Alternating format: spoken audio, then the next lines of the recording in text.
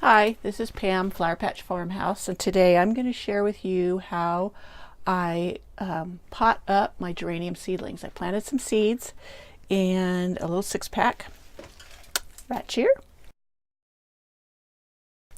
and I'm going to show you how they're ready to go into larger pots so they can grow bigger.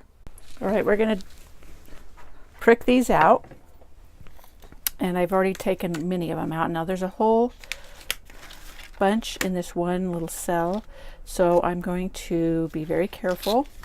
I'm going to hold it by its leaves, and I'm just going to dig down underneath the roots. Now it's a very loose soil mix that I used, and still I held it by the leaves, and I'm just putting it down in there and tamping it down. If I think it needs a little bit more soil, I'll just add a little bit.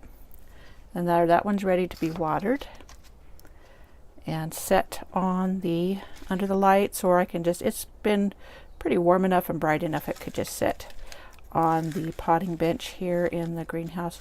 Now a lot of these are really loose. This one's pulling up pretty easy. See those nice roots there?